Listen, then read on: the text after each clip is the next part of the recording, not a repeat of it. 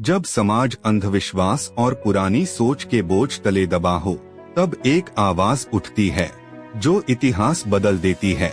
यह कहानी है राजा राम मोहन राय की। 22 मई 1772 बंगाल के राधानगर गांव में एक बच्चे का जन्म होता है, जिसका नाम रखा जाता है राम मोहन।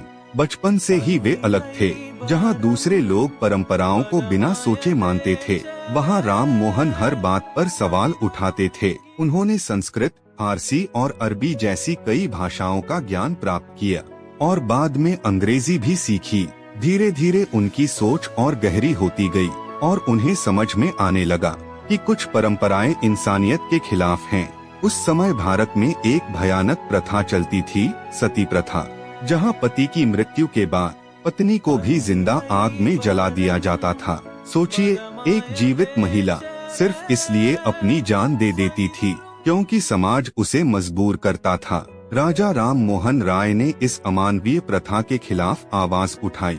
लोगों ने उनका विरोध किया, उन्हें बुरा भला कहा, लेकिन वे रुके नहीं। उन्होंने लेख लिखे, लोगों को समझाया और अंग्रेज सरकार पर दबाव बनाया और आखिरकार 1829 में सती प्रथा को कानूनी रूप से बंद कर दिया गया।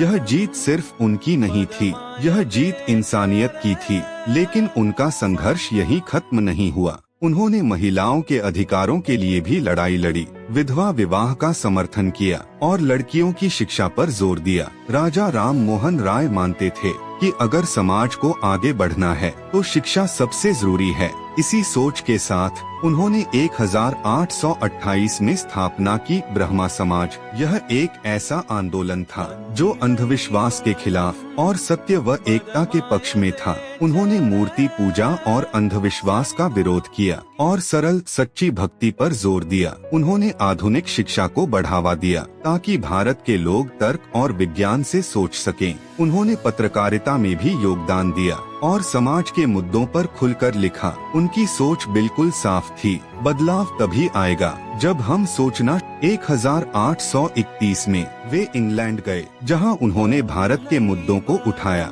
और फिर 27 सितंबर 1833 यह महान समाज सुधारक इस दुनिया को अलविदा कह गया। लेकिन उनका काम, उनकी सोच आज भी जिंदा है। आज जब हम एक बेहतर समाज में जी रहे हैं तो उसमें उनका योगदान बहुत बड़ा है। राजा राम मोहन राय सिर्फ एक नाम नहीं, एक विचार है, एक ऐसी क्रांति जिसने अंधेरे में रोशनी दिखाई और हमें यह सिखाया कि अगर हिम्मत हो तो एक इंसान भी पूरे समाज को बदल सकता है।